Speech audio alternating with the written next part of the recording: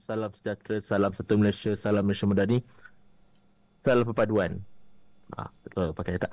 Baik, sebelum kita mulakan kita punya usrah ilmuan siri ke-155, kita mulakan list kita dengan mula kita Al-Fatihah.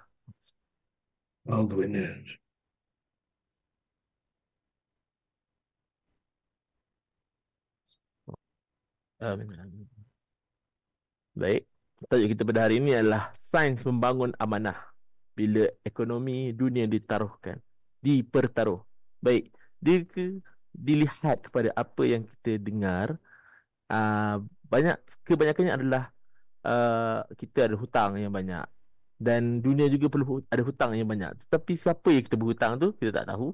Dan jikalau boleh kita nak lihat pada malam ini adakah ia terikat pada hutang-hutang tersebut ataupun tidak. Jadi tanpa membuang masa saya jemput Prof. Razi untuk bincangkan tajuk pada malam ini. Tafadhal sekurang. Terima kasih Haidar.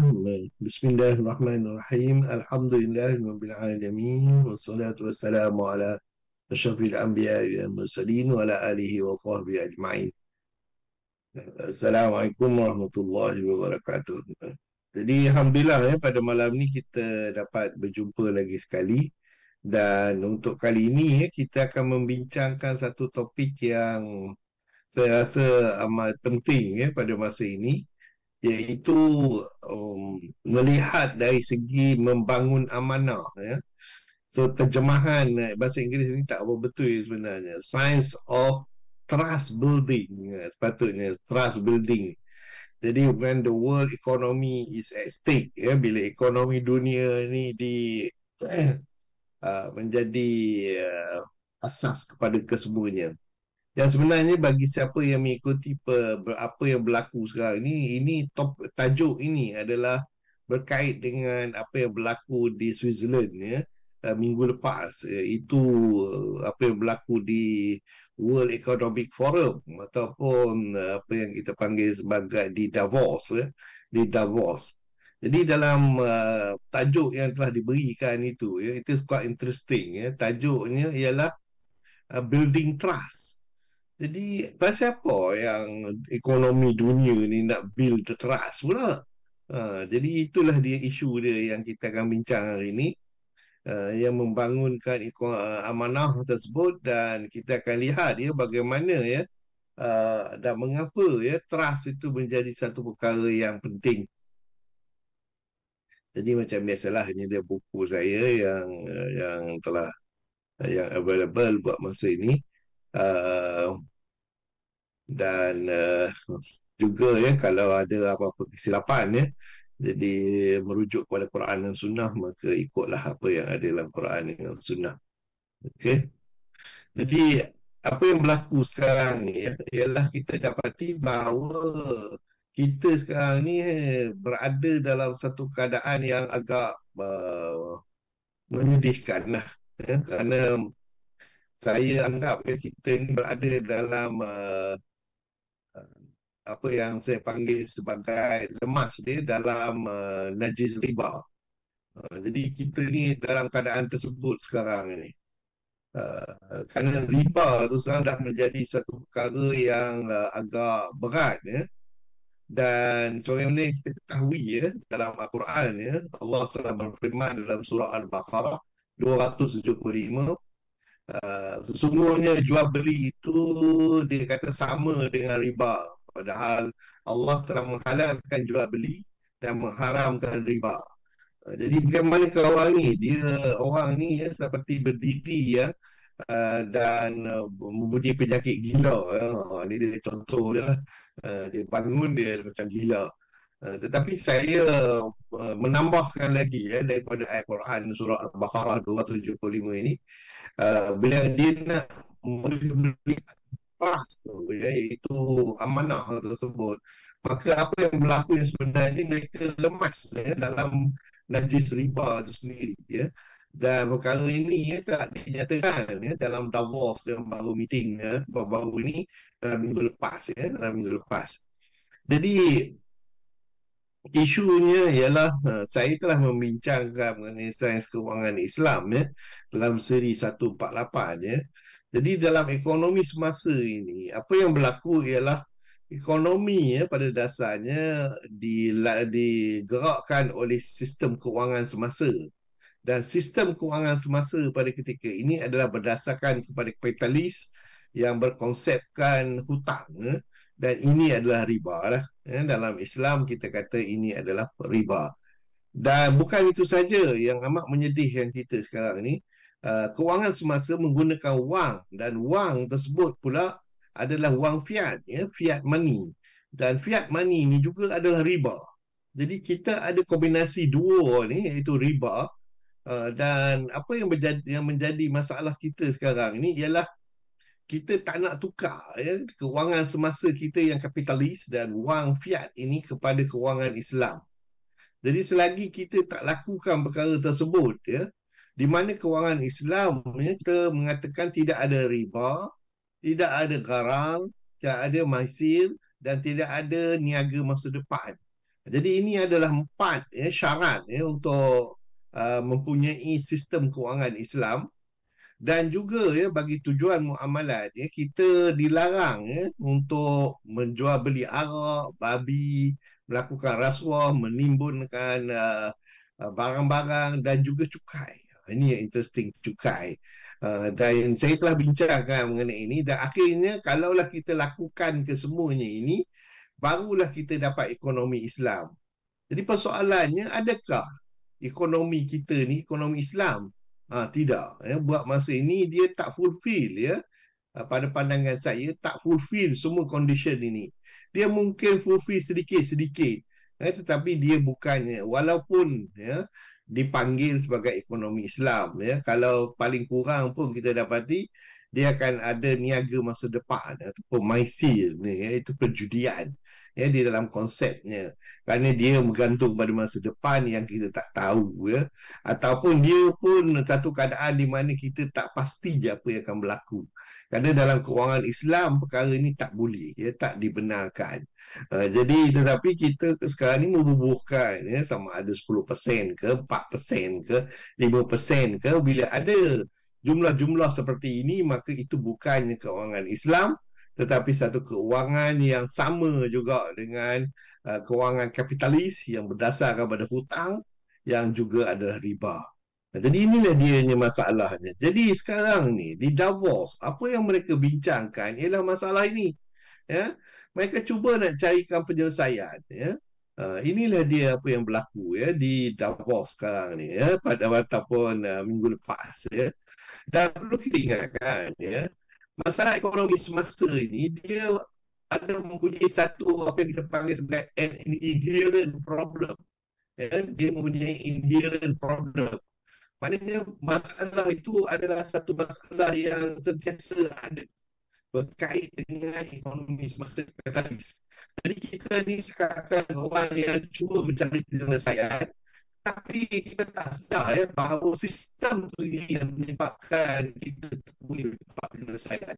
Apakah dia dua sistem yang kita katakan tersebut? Pertama iaitu dia akan menyebabkan orang kaya akan bertambah kaya, orang miskin akan bertambah miskin. Itu adalah pertama. Itu adalah inherent problem dalam sistem ekonomi kapitalis ini. Yang kedua ialah jumlah atau kurang di antara orang kaya dan orang miskin ni makin lama makin jauh. Makin lama makin jauh. Kenapa perkara ini berlaku? Kerana dalam sistem ekonomi sekarang ni yang berasaskan pada riba, mereka bukannya menggunakan simple interest ataupun menggunakan bunga yang simple, tetapi mereka menggunakan compound interest. Dalam compound interest ni, kalau kita lihat di perbezaannya, simple interest dia straight je. Maknanya bayar riba yang ini pun dikira salah dalam Islam.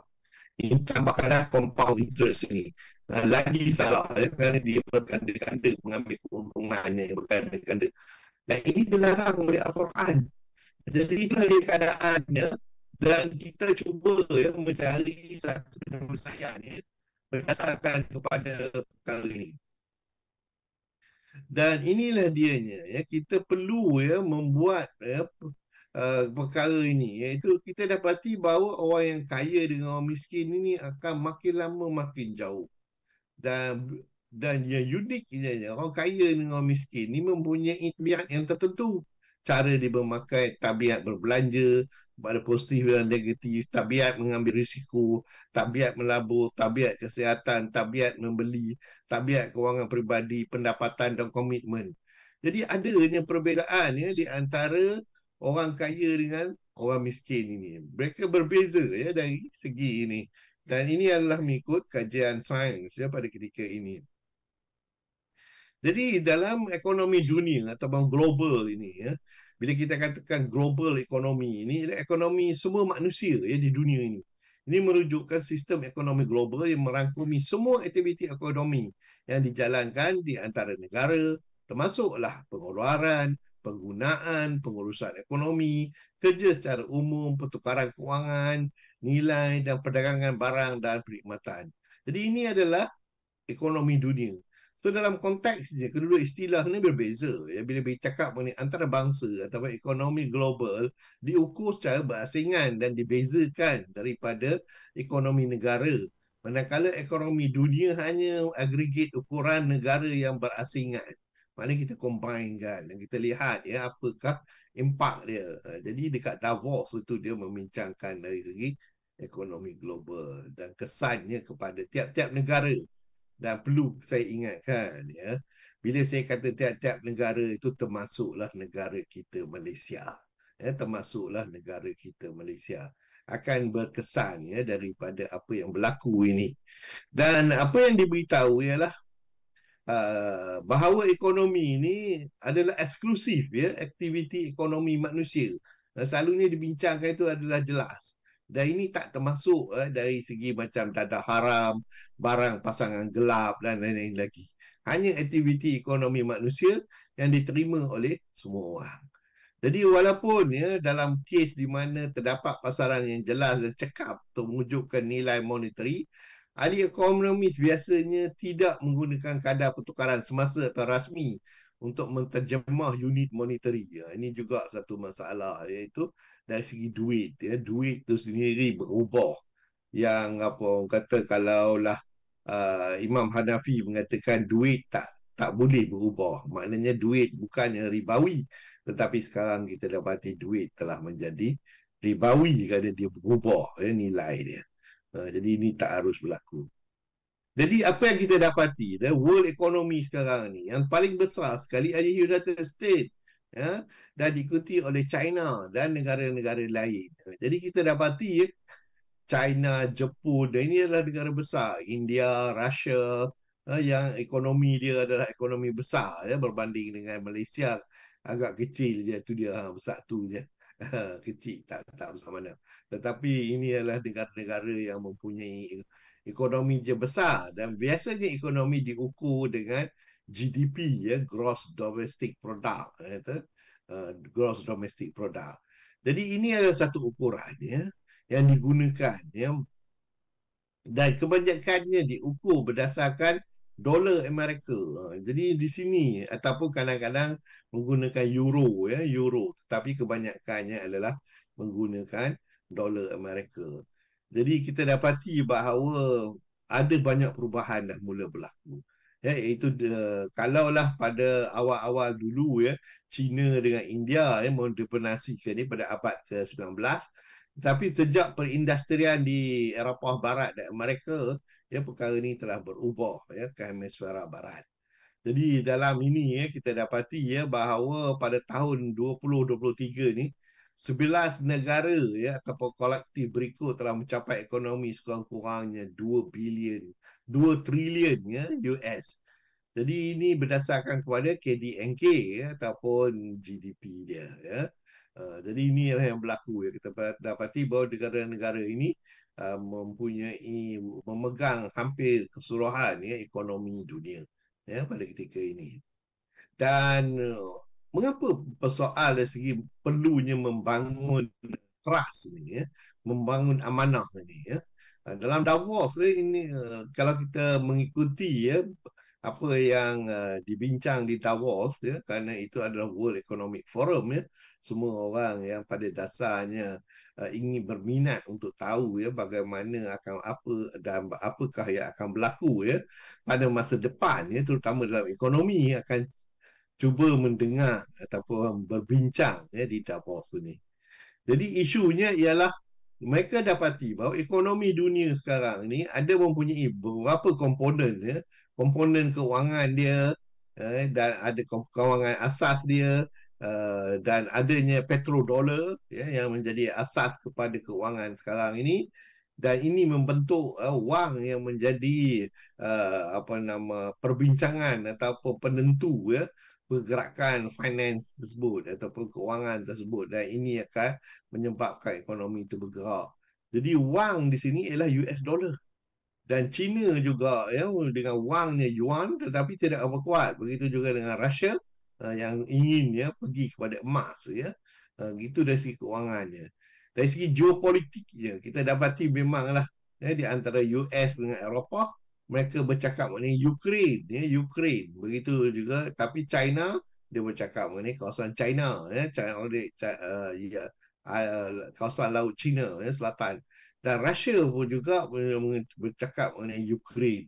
Jadi ini dua perkara yang cuma satu je missing. Apa jadi dengan Gaza? Mengapa tak disebut di sini? Nah, ini adalah persoalannya. Bila kita tidak menjadi orang yang penting ya, di dalam menentukan arah ekonomi dunia, ya, kita ni sampai menyorok-nyorok ya, tak nak pergilah. Saya heran ya, ada juga beberapa profesional di Malaysia yang kata tak usah pergi ke Davos.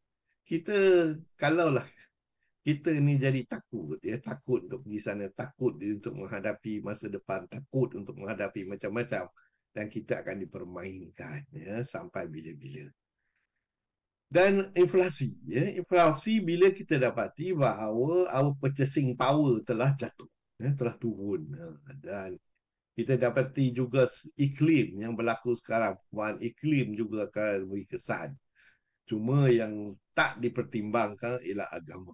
Ini kerana kita orang Islam sebenarnya kita tak ada ya negara yang seberani, yang sanggup pergi ke Davos dan menegakkan apa orang kata cara Islam berbanding dengan cara-cara lain. Jadi Islam ada mempunyai satu sistem ekonomi yang unik, tapi malangnya ya kerana di Malaysia sendiri pun walaupun nama je ekonomi Islam tetapi yang sebenarnya tidak. Jadi bila dia tidak akan berani untuk berdepan dengan ekonomi-ekonomi yang telah ada sekarang ini yang monopoli ya, yang diketuai oleh World Bank dan juga IMF ya. Inilah masalah kita sekarang ni. Jadi inflasi, apa dia inflasi? Yang sebenarnya ialah penurunan kuasa beli. Dan mengapa pula penurunan kuasa beli ya? Puncanya simple saja, iaitu mereka mencetak wang ya mengikut berapa yang mereka mahu. Kerana itulah dia konsep duit fiat ya. Duit fiat ini dikawal oleh Amerika. Dan Amerika bila perlu wang, dia tak ada buat apa-apa pun, dia cetak aja wang tersebut. Jadi wang dia, kalau siapa pernah tengok wang Amerika, in God we trust. Kan daripada Tuhan saja. Nilai dia ikut harga nilai kertas saja, tak sampai 1 sen pun. Dan apa yang berlaku sekarang ni, inflasi dah menjadi satu perkara yang lumrah ya, di merata tempat. Dan adakah kita akan dapat deflasi? Kita harap itulah yang akan berlaku pada masa depan.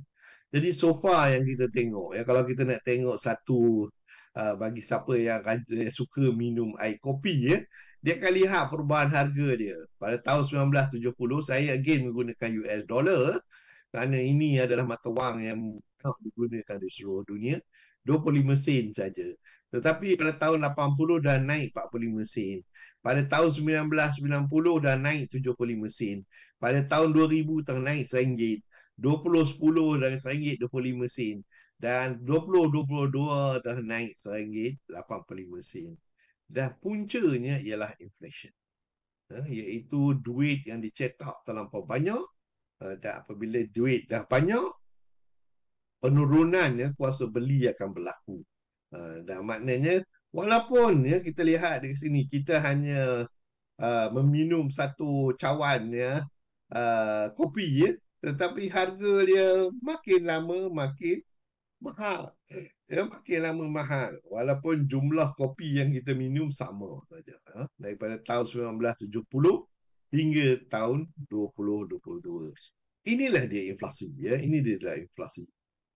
Jadi ini dia Davos, satu bandar yang amat cantik, kerana ada snow dia, waktu snow. Dan ini adalah tipikal lah gambar advertisement untuk World Economic Forum ini. Jadi tajuk tahun ini, which is very interesting, ialah membina semula amanah, ataupun trust. Membina semula trust. Sebab siapa pula? Kita heran, mengapa pula nak bina trust? Jadi apa yang kita dapati ialah mereka nampak bahawa perlunya berbalik kepada prinsip asas. Mengapa nak kena balik kepada prinsip asas? Adakah selama ini mereka melakukan perkara-perkara dengan tipu daya? Jadi inilah dia perkara yang kita boleh persoalkan sebagai seorang yang memerhati apa yang berlaku dari segi ekonomi di peringkat antarabangsa ataupun dunia ini. Jadi mereka nak kembali kepada asas, iaitu dengan mengadakan dialog terbuka, membina antara pemimpin kerajaan, perniagaan dan masyarakat sivil. Baik, ini apa dah berlaku ni? Boleh pula boleh gundur ke belakang ke? Mengapa agak-agaknya puncanya ini? Yang sebenarnya kita dapati kerjasama dalam dunia yang berpecah belah. Itu dia asas dia. Kerana kita ni dah berpecah belah. Jadi tiap-tiap mempunyai yang mempunyai kuasa telah menggunakan kuasanya. Jadi inilah dia keadaannya. Dah tidak sejajar dengan keseimbangan kuasa, nilai dan keutamaannya telah menjadi satu perkara yang mindset. Berbilang kutub dan konflik yang semakin meningkat. Jadi ini adalah landscape dunia pada masa ini. Dan kita perlu berhati-hati kerana peristiwa ini akan sebagaimana yang berlaku di Ukraine mungkin akan berlaku lagi di masa akan datang. Dan dalam perspektif korporat, dunia kelihatan data untuk masa yang lama 30 tahun macam tak ada apa-apa bila kejatuhan kesatuan Soviet jadi semua orang suka kerana bila Soviet jatuh maka mesin-mesin perindustrian Rusia ni murah jadi semua orang nak beli. Dan kemudian beberapa tahun kemudian China masuk dalam pertumbuhan perdagangan dunia dan ini juga memberi buruh yang murah dan enjin pembuatan terbesar yang pernah dilihat. Jadi itu adalah trend pada masa lalu. Dan kemuncaknya ialah dalam tahun bila terjadinya COVID-19 Dan ini telah mengurangkan keupayaan perbuatan China dan berlakunya perang Ukraine mengganggu bekalan tenaga kerana Eropah pada dasarnya menerima minyak daripada Rusia. Dan apabila peperangan Ukraine berlaku, jadi kita dapati makan bakalan tenaga, makanan dan komoditi daripada Rusia telah tersekat Jadi pertama kalinya dalam beberapa abad juga kita dapati populasi dunia semakin menurun Dan mengapa? Kerana puncanya ialah pengemudian dunia bila apa orang kata penduduk makin menurun ini adalah kita dapati dia bertambah dan suddenly pum jatuh, dia turun kat bawah. Jadi bila dia turun banyak daripada sistem perniagaan yang ada telah terpaksa diubah kerana bila penduduk lagi ramai kita expect di antara graf supply dengan demand keperluan permintaan dan juga pembekal itu kita dapati dia akan berat kepada keperluan kerana ada orang yang ingin membeli. Tetapi apabila dia telah menurun maka semua sistem ni telah dah berubah. Jadi model globalisasi sekarang ni telah berubah. Jadi kita kena ubah banyak perkara kerana perniagaan beroperasi mungkin akan berubah. Mereka yang pernah mengambil kesempatan dari sekitaran global melalui kecekapan ekonomi global termasuk pembuatan luar pesisir macam apa yang berlaku di Pulau Pinang, iaitu syarikat-syarikat seperti Intel dan semua itu membuat perniagaan di Malaysia dengan menggunakan label kita yang murah dan perluaskan rantaian bekalan mereka dengan mengambil perkara-perkara ini untuk dijual di tempat lain dengan harga yang mahal. Jadi itu dah sistem tu sekarang ni dah berubah kerana populasi dunia dah menurun bukannya bertambah. Dan sukar nak kita lihat apa yang akan berlaku dalam keadaan seperti ini kerana dia tak clear. Jadi kita kena memahami bahawa perlunya ada apa yang kita panggil sebagai faham risiko geopolitik sebagai sebuah negara. Kita kena tengok perkara ini, kita pantau arah aliran geopolitik ini kerana dia akan berimpak pada kita nanti. Kita perlu membina hubungan yang lebih kukuh dengan kerajaan-kerajaan yang ada, yang kita rasa dan yakin akan mengikut apa yang kita lakukan juga. Jadi kejutan baru ni memburukkan lagi perpecahan dan ketidaksamaan. Jadi dunia dah berubah. Model dahulu ke arah matlamat global yang dikongsi boleh diterima lagi dah. Jadi kita ni at the point of hinge pada history. Jadi dengan itu kita perlu membuat satu perubahan yang drastik dalam kita discuss mengenai the shared global challenge ni. Jadi kita perlu ada satu energy transition dalam penggunaan tenaga kerana sekarang ni dari segi iklim ni kita nak limit kepada 2 darjah sentigrade ataupun kurang. Preservation of nature and ecosystem itu dah menjadi penting. Action to address income inequality di antara negara-negara juga penting. Replacing system thwarting racial and gender equality. Protection of human right and the rule of law. Jadi ini semua telah dinyatakan. Iaitu satu perubahan konsep dan juga cara kita melaksanakan satu ekonomi. Jadi cabaran global yang paling penting sekarang ni, cabaran global ni salah maklumat dan terpolarisasi. Maknanya ada satu golongan yang memberi pecahan yang paling hebat dalam hal ini ialah teknologi maklumat telah digunakan oleh orang yang tertentu. Dan maklumat yang salah disampaikan, dan dengan ini menyebabkan kebangkitan split internet iaitu satu sistem maklumat yang berbeza dengan normal itu. Jadi inilah dia satu perkara yang kita kena faham bahawa sekarang ni ada competition kerana manusia ni pada dasarnya akan compete terutama di media sosial.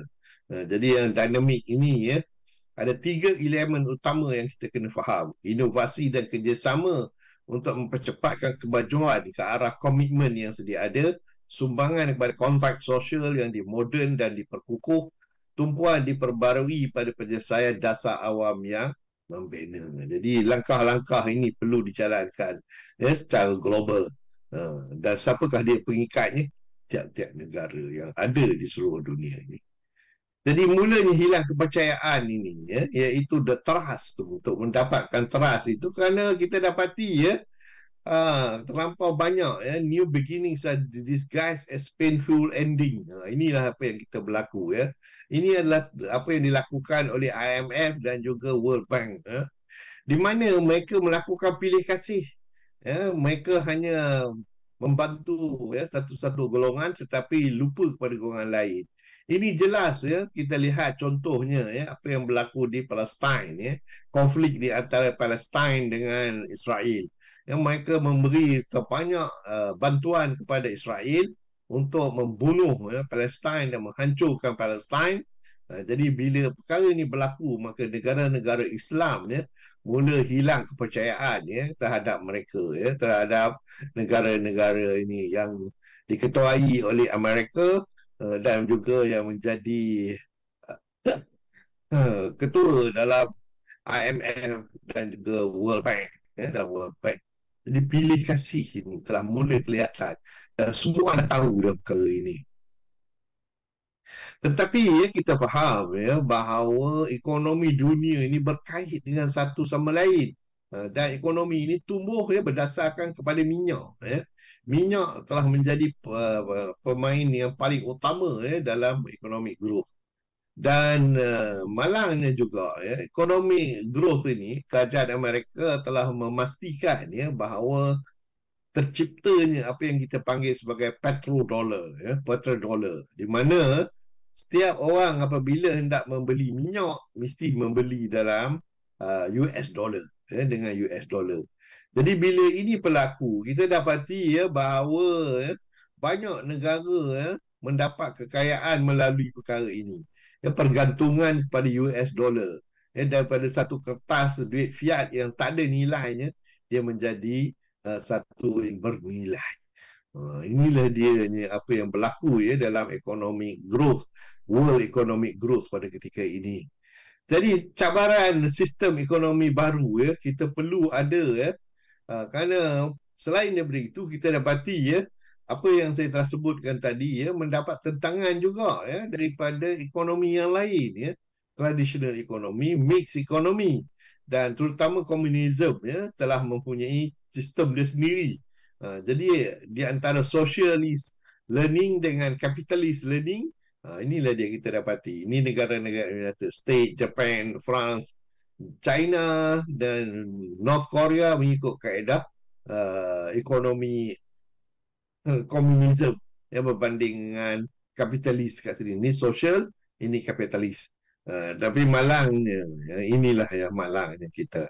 Kerana solution yang paling bagus untuk semua orang yang sebenarnya ialah the Islamic economy. Tetapi kita ni malang dua kali. Satu, malang kita sendiri meninggalkan Islamic economy dan kita menamakan dia Islamic economy, tetapi kita menipu diri kita sendiri ya bahawa itu adalah Islamic economy. Saya telah terangkan ya tadi ya bahawa apa yang dimaksudkan Islamic economy tersebut, dia perlu fulfill the empat apa kata syarat tersebut, dan dia perlu fulfill ya sistem muamalat yang dibenarkan oleh Islam, barulah dia boleh jadi Islamic economy. Hubung 4% ke 10% ke 2% ke, itu menunjukkan bahawa dia masih dalam sistem riba yang bukannya Islami, walaupun dinamakan Islam. Inilah dia masalah kita, kita menamakan sesuatu yang tidak tepat ya di Malaysia sekarang ni. Jadi selain daripada itu, kita dapati ialah the monetary system. Ya, kita dapati mula-mula duit itu dalam bentuk apa yang kita panggil sebagai commodity base, ya, iaitu berdasarkan kepada sama ada emas ataupun berdasarkan kepada perak dan lain-lain. Tetapi apa yang berlaku ialah Amerika telah menghancurkan kesemuanya ini.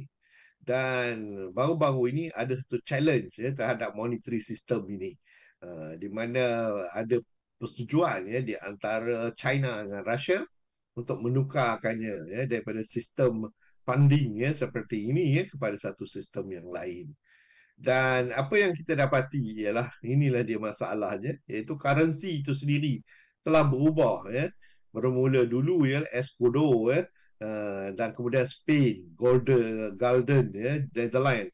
Sekarang ni adalah US fiat currency. Ya, soal US fiat currency menjadi duit utama ya di dalam commerce ya. Apa yang berlaku sekarang ini. Jadi apa yang kita dapati interestingly enough ya, bahawa emas ni ya, entah macam mana hilang. Hilang. Dan Malaysia pun emas dia tak banyak ni je. Berbanding dengan yang paling banyak sekali adalah Russia. Jadi kerana itu Russia decide untuk pergi merujuk kepada emas sebagai wang kewangan dia. Tetapi Switzerland tengok emas dia dah hampir tiada. Begitu juga dengan negara lain. Ya, kita dapati dah negatif ya, dah negatif. Ya, berbanding dengan negeri-negeri positif ini, Russia, China, Germany, Turkey, Itali, India, Saudi Arabia, ini masih positif. Dan Malaysia pun adalah negatif. Jadi inilah dia, bila kalaulah kita decide untuk menggunakan commodity money ya, berasaskan emas, negara kita as a country tak sustainable kerana kita tak ada ya central bank gold punya reserve ya. Jadi saya harap kawan saya yang mencadangkan untuk buat satu bank emas ya, please tengok kat sini ya, kerana sekarang ni emas ni kebanyakan berada di Russia. Jadi kena pergi bersembang dengan Russia untuk membeli emas. Kalau tidak, macam mana nak buat bank yang menggunakan emas ya, sebagai reserve. Jadi inilah dia isunya sekarang ni. Jadi apa yang kita dapati yang sebenarnya, macam mana boleh perkara ini terjadi? Yang sebenarnya ianya dimulakan oleh Amerika Syarikat. Dia nak memastikan wang dia adalah sentiasa diguna oleh semua orang. So ada US telah decide untuk confiscate emas yang ada pada tiap-tiap orang. Pasal lepas peperangan dunia yang pertama, mereka telah buat satu perundang bahawa tidak ada orang boleh simpan emas. Hanya boleh simpan oleh kerajaan saja. Dan pada tahun 1970, Nixon telah decide tak nak guna emas langsung. Dia menggunakan kertas saja. In God we trust, dia kata. Jadi emas sekarang dah jadi tak penting kerana ini. Dan ianya telah dikumpul dan dibawa ke Amerika untuk tujuan tersebut. Okey, jadi ini adalah peranan emas yang telah dihancurkan dan dipastikan supaya dia tidak akan dapat menjadi wang komoditi pada masa depan. Jadi kita dapati ini fiat money ini telah digunakan dan dipusingkan dengan dahsyatnya sehingga susah untuk kita menukar keadaan ini. Dan sesiapa saja yang ingin memecahkan fiat currency punya crime ini, yang paling famous sekali kita dengar ialah Saddam Hussein, iaitu satanical petrodollar dipanggil. Dan juga Omar Gaddafi juga menyatakan tersebut. Assad pun mengata gitu. Dan ini semua ini adalah satanical evil of greed dan itulah dianya. Akhirnya mereka dijatuhkan dan Saddam telah dibunuh, Gaddafi telah dibunuh, Assad pun hampir nak dibunuh. Jadi Obama dia kata bahawa yang menjadi isu sekarang ni ialah bukannya negara-negara ini sebagai contoh apa yang berlaku di Palestin tetapi yang sebenarnya yang menjadi ini ialah Obama sebenarnya. Mereka telah menghancurkan dunia ini kerana mereka nak pastikan wang dolar itu akan terus menjadi wang yang diterima oleh semua. Jadi kalau kita lihat bagaimana perkara ini berlaku bermula daripada tahun 1973, dia telah berpakat dengan Saudi Arabia, akan defend Saudi Arabia, tetapi syaratnya mesti semua guna duit US dollar. Nanti itu yang dinamakan US petrodollar, yang menjadi apa yang berlaku pada tahun-tahun yang berikutnya. Dan ini ancaman maut sendiri oleh dolar. AS menyelamatkannya dengan kelebihan ekonomi kepada US. Mereka merunding rahsia dengan Saudi. Jadi mengatakan bahawa sesiapa juga nak menggunakan membeli minyak mesti dalam US dollar. Jadi dengan secara tak langsung dia telah memastikan US dollar itu menjadi duit utama dunia pada ketika ini. Jadi bagi AS mempunyai keupayaan dia boleh cetak pula tu duit tu tanpa had jadi apa yang berlaku sampai 4 kali ganda permintaan untuk US dollar untuk minyak. Dan ini menyebabkan mereka menjadi kaya raya. Jadi penubuhan petrodollar ini jadi somebody kalau nak hidup kena pegang US dollar. Reserve dia cuma ada di US Treasury saja.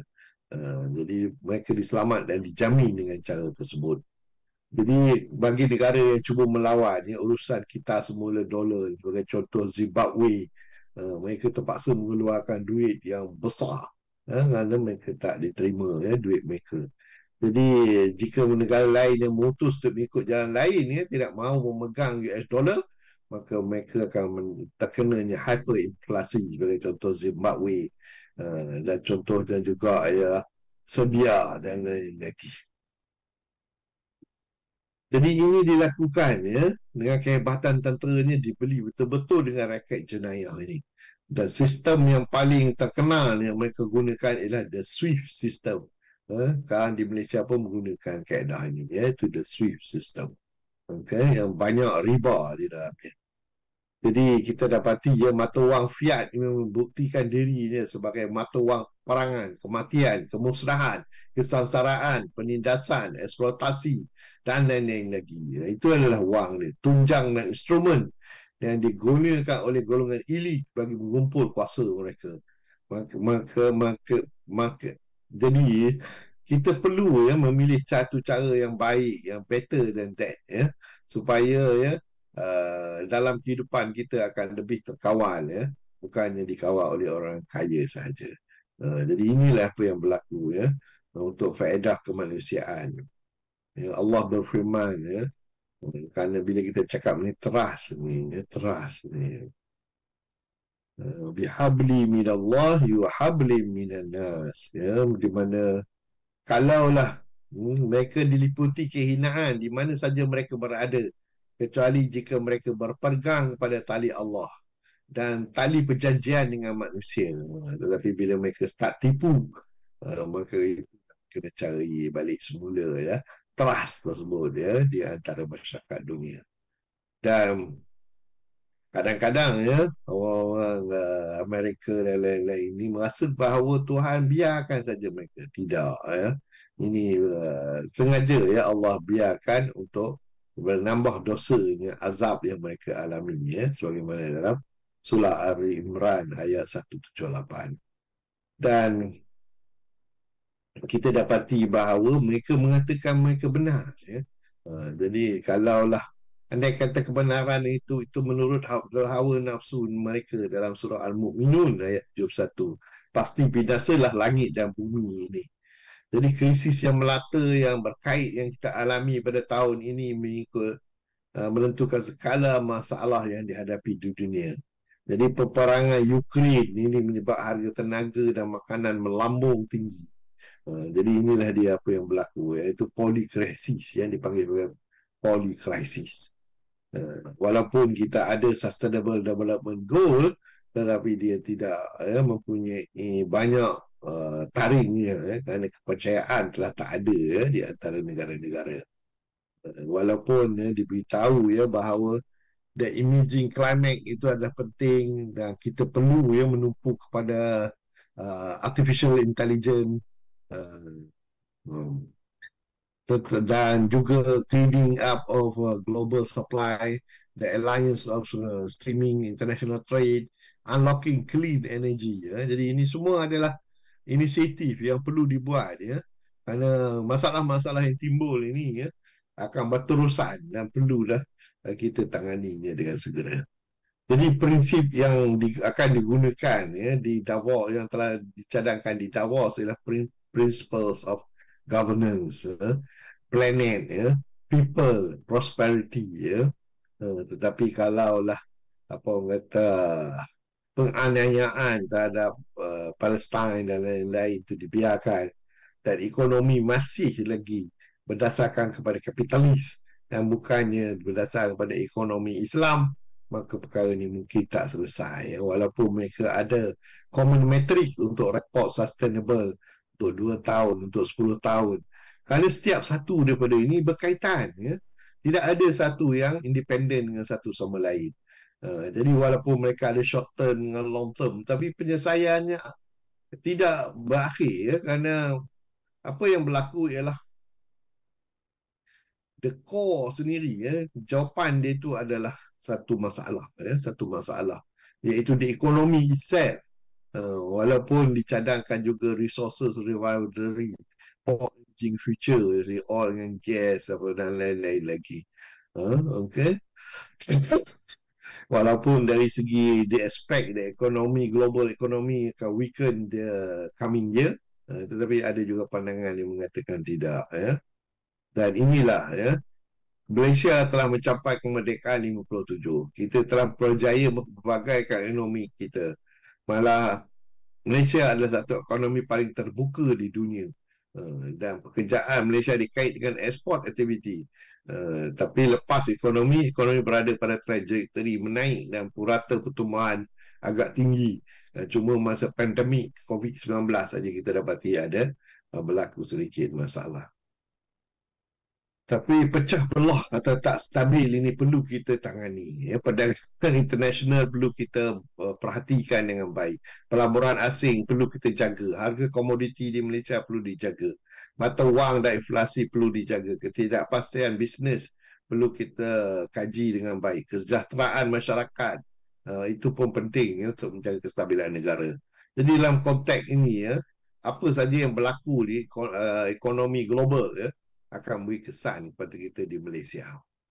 Jadi umumnya ya, apa yang pemerintah Malaysia perlu buat ialah polisi fizikal yang sesuai, polisi mata wang yang sesuai, pengelolaan perdagangan, stimulus pemulihan ekonomi, keseimbangan anggaran, penguatan ketahanan ekonomi, dan semua ini tindakan yang spesifik oleh pemerintah Malaysia.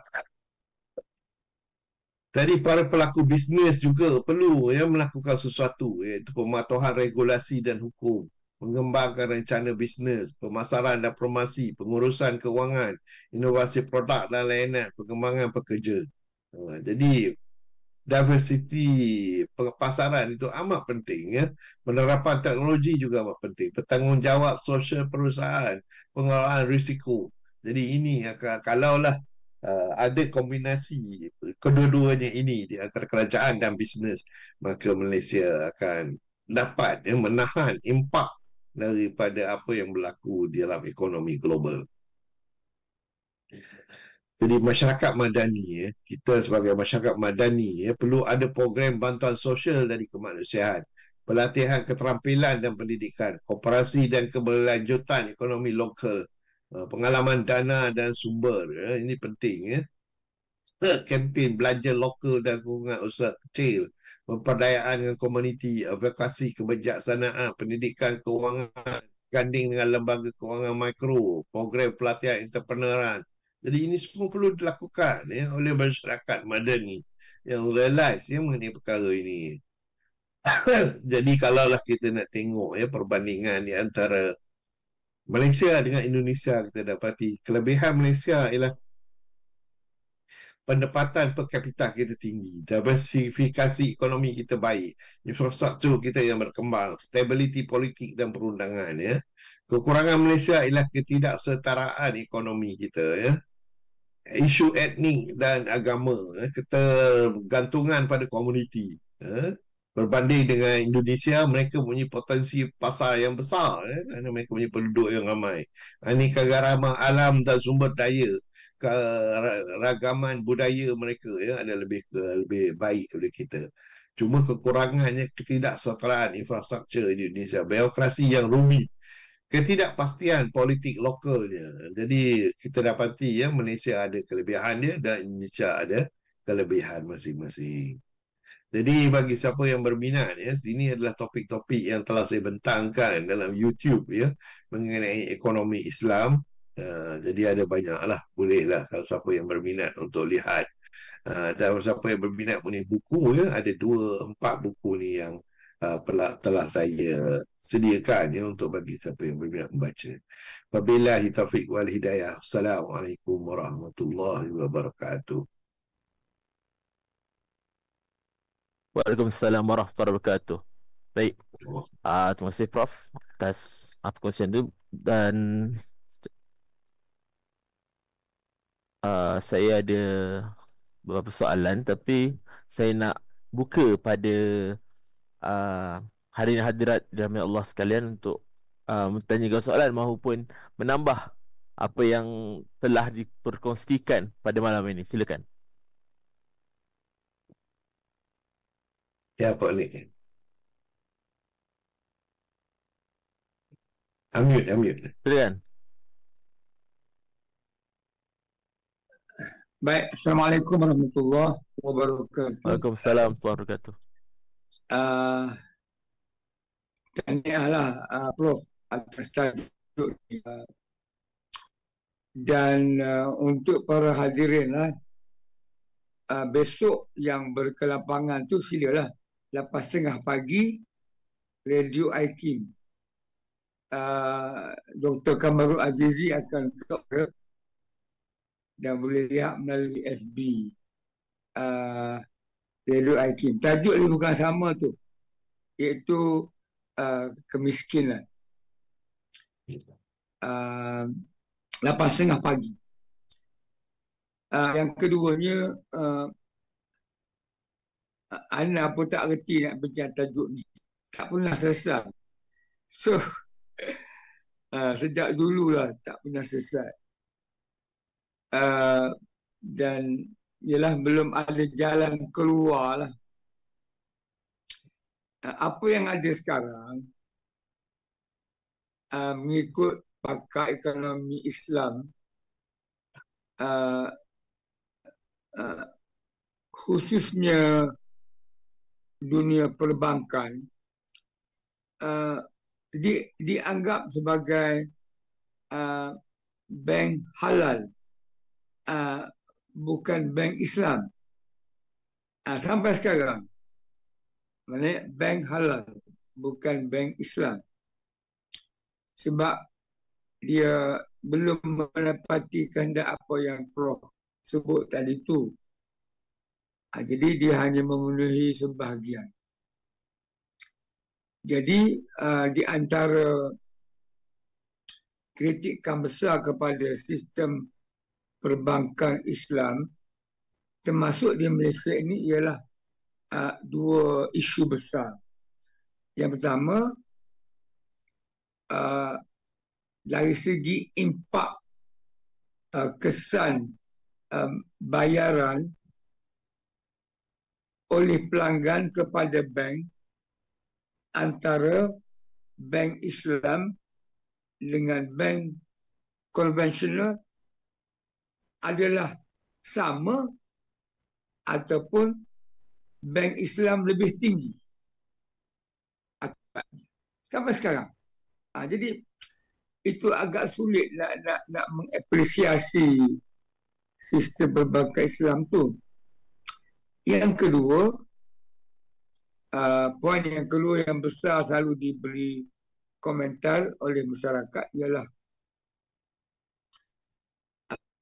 sistem keuangan kita, khususnya perbankan, terlalu tumpu kepada peraturan hukum. Gitu. Terlalu tumpu kepada hukum. Maksudnya halal, haram. Asalkan dia halal, dahlah. Walaupun susah nak mencari keadilan dalamnya. Gitu. Jadi kita banyak kepada hukum. Okey, dianya ada akal. Dianya Islamik. Dianya sah. Tapi ketidakadilan tidak berlaku. Ini komentar di Malaysia dan juga di Indonesia merata tempat lah di kalangan ahli ekonomi Muslim. Itu komentar besar sampai sekarang pun. Gitu. Itu dari aspek perbankan sahajalah. Yang Prof bincang tu dari segi sistem ekonomi keseluruhannya tu, Hana pun tak berani nak jawab macam mana nak sampai ke situ tu. Jadi ana lihat dari sudut perbankan je lah untuk malam ni. Ya. Yang baki itu kita sudah kepada peserta lain lah untuk mengulas. Terima kasih pengurusi dan Prof. Wassalamualaikum warahmatullahi wabarakatuh. Waalaikumsalam warahmatullahi wabarakatuh. Terima kasih. Pak Nick. Baik, Prof. Saya apa yang diperkatakan oleh Pak Nick tu menjadi satu buah fikiran kepada saya. Sebab saya bukannya dalam bahagian bank pada ni. Dan bila Pak Nick kata pasal perbankan halal, benda tu halal tapi tak sepenuhnya baik. Dan bila kita melihat halal dan baik, bila kita sebut makanan dah halal dan baik, betul? Tapi bila disebutkan benda lain, kadang-kadang dia halal tapi tak semestinya dia baik. Baik, Prof. Atau Puan ni lah kalau nak yalah, bolehlah share. Saya pun nak dengar juga bagaimana. Sebab apa yang saya tahu, bila kita nak buat apa, uh, buat sama ada loan ataupun kita nak apa, membeli sesuatu benda, kita kena ada kredit. Sebab saya sendiri tak faham kredit tu apa, dan kebanyakannya kredit tu dipakai di US, dan apa yang saya tahu adalah di Malaysia tidak diterapkan sebaik mana di US, dan uh, berkaitan dengan perbankan ni adalah tertakluk juga, takluk juga pada kredit tersebut. So saya nak mengetahui apa sebenarnya itu kredit dan bagaimana saya nak meningkatkan kredit saya. Walaupun saya tak ada credibility, tapi saya mau meningkatkan kredit saya. Silakan. Okey, terima kasih Pak ni mengenai banker tu. Actually yang sebenarnya kalau nak ikutkan hanya ada satu bank aja yang betul-betul bank halal dan bank Islam, iaitu tabung haji. Yang lain tu semuanya bagi saya lah, bukan saja bukan bank Islam, tetapi juga tak halal juga, kerana mereka praktis riba dalam aktiviti dia. Yang ini kita boleh faham bila kita tengok ke semua akta yang di kerajaan keluarkan untuk melaksanakan bank, ada lebih kurang 20 akta. Dan saya bincangkan perkara ini dalam salah satu presentation saya yang lalu. Apa dia akta-akta tersebut yang kerajaan perlu lakukan sesuatu, iaitu kena akta-akta tu kena ditukar. Kena ditukar.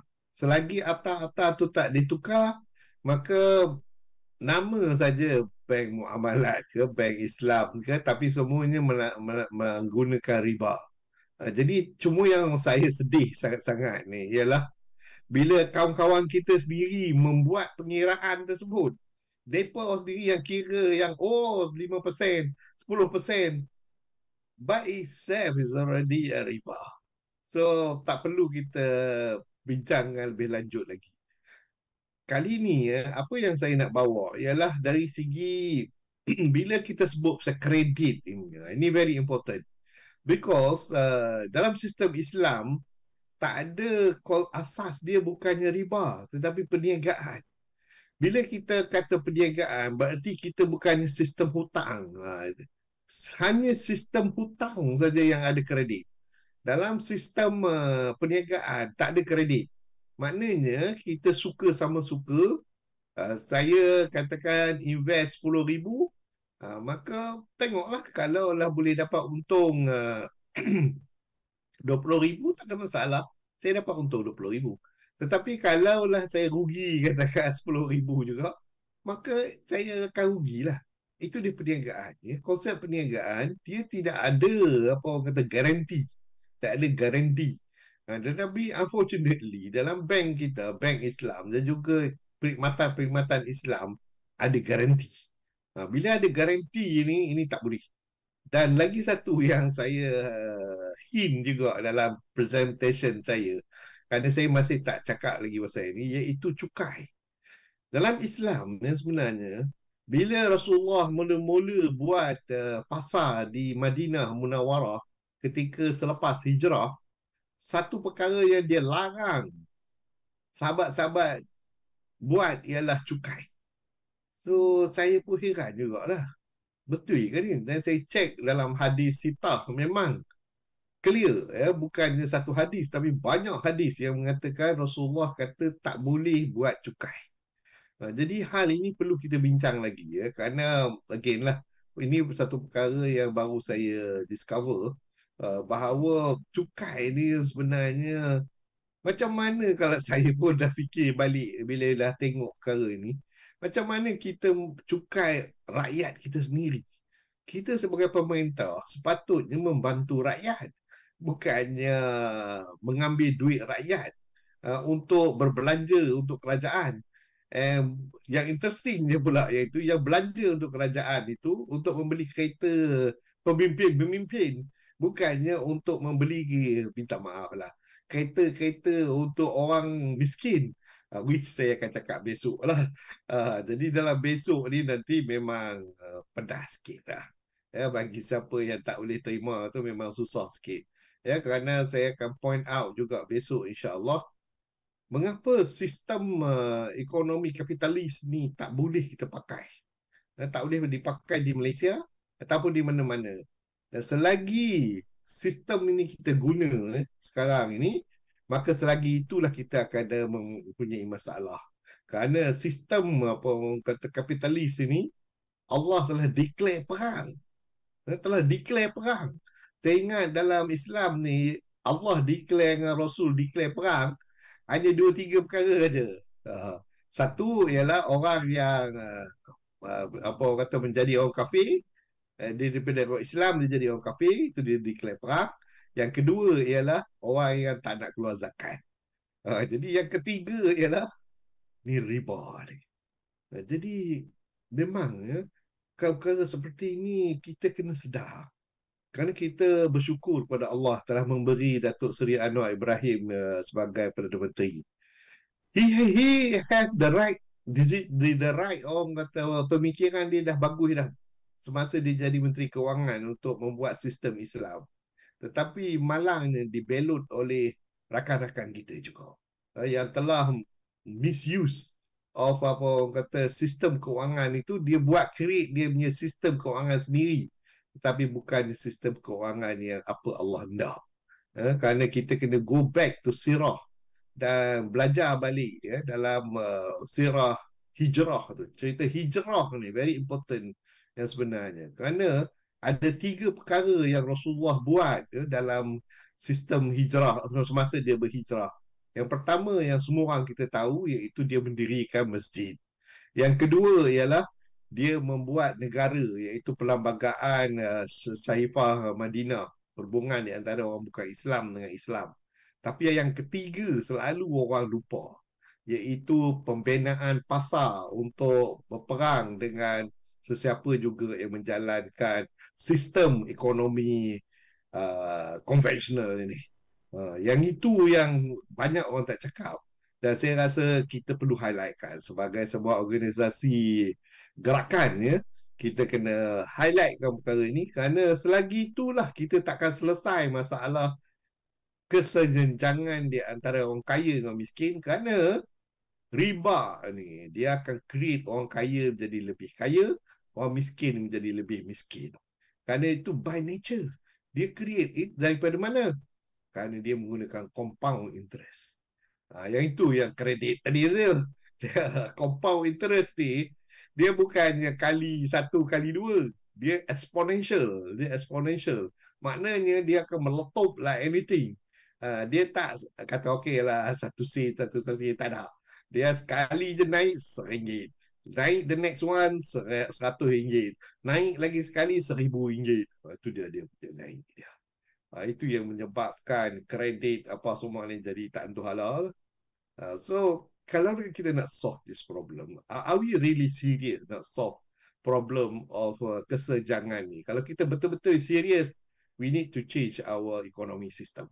Kalau betul-betul kita nak mengurangkan kemiskinan, we need to change the system yang ada ini. Kerana sistem tu by itself is creating all this problem.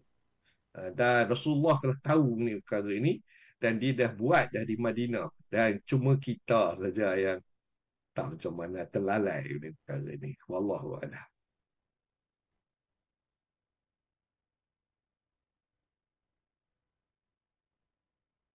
Baik, terima kasih Prof. Baik, saya buka sekali lagi.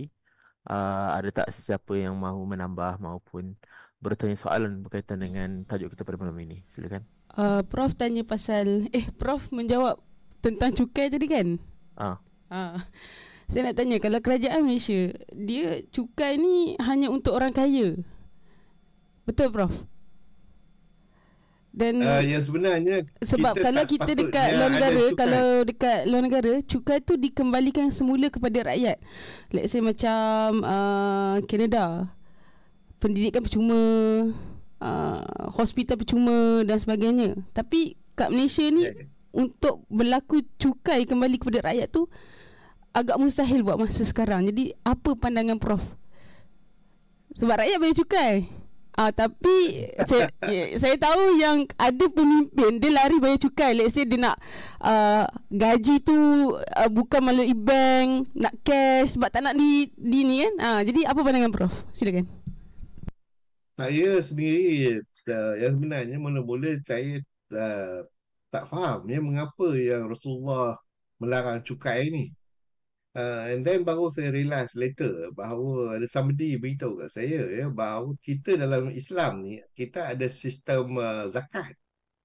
Jadi duit zakat itu sebenarnya adalah portion orang miskin yang orang kaya dapat. Jadi cuma yang interesting itu ialah bila kita kata zakat is only 2.5%. Very little. So maknanya dalam Islam ni zakat tak sepatutnya ada. Jadi bila tak ada tu, maka orang yang kaya dia akan menjadi kaya. Kaya betul. Jadi orang yang miskin dia akan maintain dalam keadaan dia. Actually besok saya akan bincang dalam presentation untuk Radio Jakim. Saya akan tunjukkan bagaimana balancing itu berlaku. Kita ada Baitul Mal. Baitul Mal itu daripada kerajaan. Jadi kita kena ingat dalam zakat itu ada 8 asnaf dia. Dan adalah satu asnaf itu ialah orang yang mengutip zakat. Dan biasanya ini adalah dikutip oleh kerajaan. Jadi duit yang didapat daripada kutipan itu biasanya kita masukkan dalam Baitul Mal selain daripada wakaf-wakaf yang diberi oleh rakyat-rakyat yang kaya ni. Jadi konsep kita is very interesting. Semuanya bukan dengan paksaan. Jadi bila the konsep paksaan ini ada, dia menjadi satu perkara masalah. Kerana kita tengok Rasulullah sendiri, dia tak pernah mengeluarkan zakat. Dia tak pernah, bukan tak keluarkan zakat, dia tak pernah mengisytiharkan cukai ini, walaupun untuk perniagaan. Yang ini saya pun terkejut. Rupanya perniagaan kita nak dia an open system. Maknanya siapa nak kaya dia boleh, dia kaya suka dia lah. Itu adalah hak dia. Tetapi dia kena ingat, dia kena bagi zakat. Maknanya zakat tu wajib. Kalaulah dia tak nak bagi that 2.5%, maka Rasulullah declare perang. Actually seorang sahabat Abu Bakar declare perang siapa yang tak bayar zakat. Jadi itu menunjukkan bahawa kita hanya perlu minta zakat saja, duit zakat. Tak banyak mana pun. 2.5 ni banyak tak? Yang sebenarnya tak banyak. Tetapi jumlah dia bila kita kumpulkan daripada tiap-tiap orang, wilayah persekutuan, dia punya zakat dia alone is almost hampir 1 billion. Jadi itu zakat. Jadi itu belum lagi Baitul Mal dia. Kerana mereka pun ngutip zakat juga. Jadi mereka menjadi itu. Jadi duit tu banyak. Memang Tuhan dah cakap dah, zakat ni dia akan menyebabkan duit berganda. Tetapi cukai tak disebut pun. Itu yang mula-mula saya mula tertarik kepada macam mana cukai ni get involved ni. Rupanya kita ikut Mak Saleh punya konsep. Macam mereka tak ada zakat. Mereka cukai itu mereka gunakan untuk tujuan-tujuan yang lain. Tetapi kita jangan confuse dengan lagi satu, iaitu kita ada juga untuk cukai, iaitu cukai untuk orang bukan Islam, untuk protection mereka. Yang itu memang ada. Tapi untuk orang Islam sendiri tak ada. Mereka hanya perlu bayar zakat saja. Itulah daripada maklumat yang saya dapat. Again, this is just pandangan saya lah. Saya harap ada ulama-ulama kita boleh beritahu kat saya lah supaya saya perbetulkan perkara ini. Wallahualam. So tak ada zakat, no? Tak ada, ni bukan tak ada zakat. Tak ada apa nama cukai.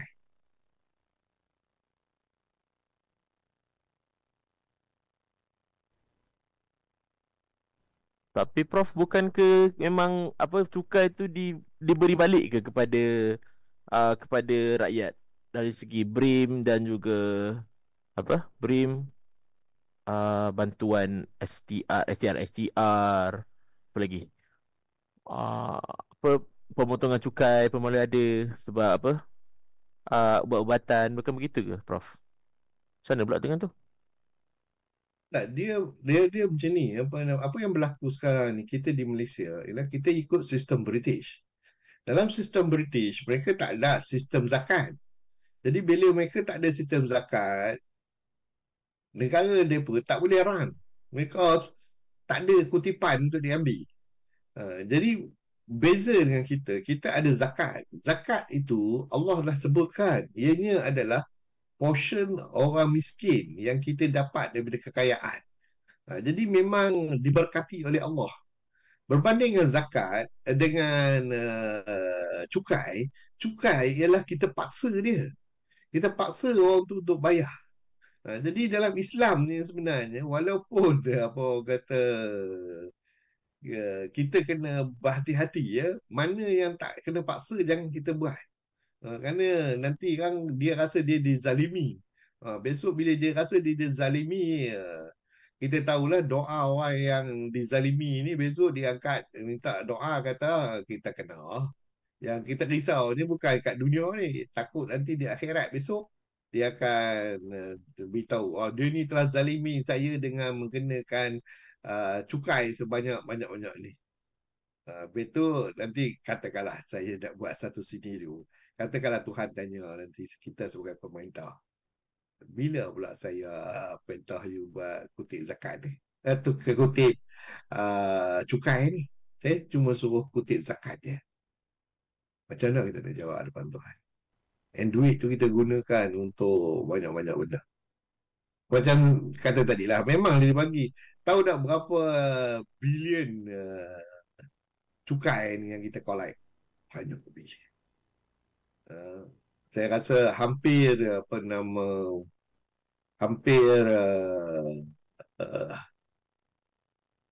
sepenuhnya lah perbelanjaan negara ni memang dapat daripada cukai. Tetapi I need to be corrected lah dalam hal ini ya, kerana saya tengok dalam hadis apa semua, and saya tengok dari segi sistem pasar yang dibina oleh Rasulullah selepas hijrah itu memang tak ada zakat. Memang tak ada zakat. Dan memang dilarang pun.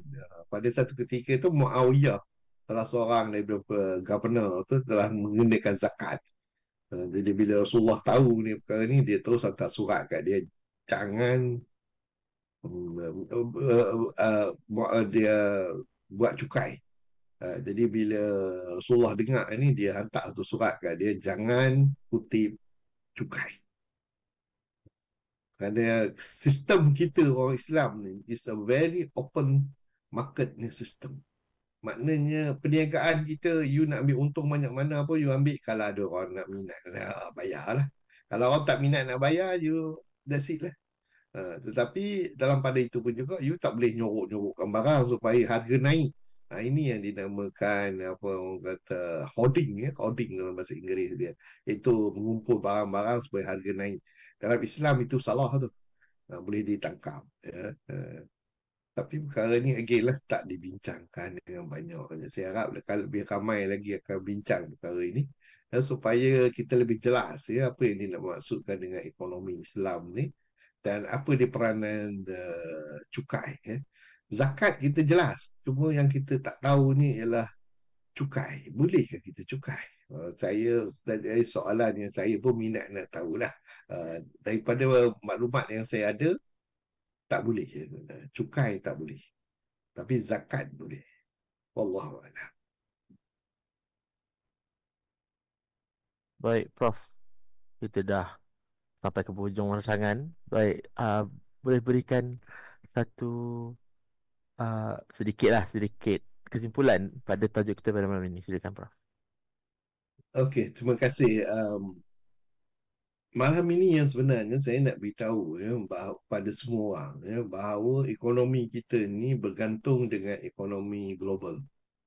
Kita tak boleh kata, saya tak nak pedulilah apa yang berlaku kat Davos. That is not the right way of thinking. Kita kena tahu apa yang berlaku kat Davos. Paling minimum ialah supaya kita boleh share kita punya apa orang kata ekonomi kita yang lebih baik daripada apa yang mereka ada, iaitu sistem kapitalis ataupun sistem sosial. Kita punya sistem Islam adalah terbaik ke sistem ekonomi kita. Tetapi kalau kita tak pergi kat sana dan kita tak ambil bahagian dalam mencorakkan dunia ni, maka kita akan sentiasa diketepikan. Jadi saya sangat sedih lah bila saya tengok yang pergi kat sana tu adalah negara-negara Islam yang quote unquote tak ada langsung pandangan yang mengatakan Islam is the best solution. Saya haraplah boleh Perdana Menteri kita pergi, sekurang-kurangnya dia boleh bercakap mengenai ekonomi Islam sebagai an alternative. Dan itulah dia ya. Saya saja bentangkan perkara ini kerana saya ada tengok satu komen dalam medsos mengatakan, oh, kita hopefully jangan pergi ke Davos. Kerana Davos itu betul lah mereka jalankan kaedah riba. Tetapi we need to go there so that we can show that cara Islam adalah the best. Wallahualam. Terima kasih Prof. Baik, sudah sampai ke perancangan. Semoga apa yang telah disampaikan pada malam ini menjadi buah fikiran kepada semua. Baik, untuk saya sendiri, benda ni adalah merupakan satu benda yang baru. Bukan barulah, tapi benda yang tidak, saya sendiri rasa macam agak sukar untuk memahaminya. Jadi insya-Allah, moga-moga generasi saya sendiri memahami benda ni, sebab kebanyakannya yang generasi saya ni banyak yang ambil zakat dalam pengajian mereka. Jadi sesungguhnya kami memerlukan lagi ramai yang memahami berkaitan dengan tajuk ini. Wallahu a'lam bissawab. Kita tangguh majlis kita dengan tasbih kafarah.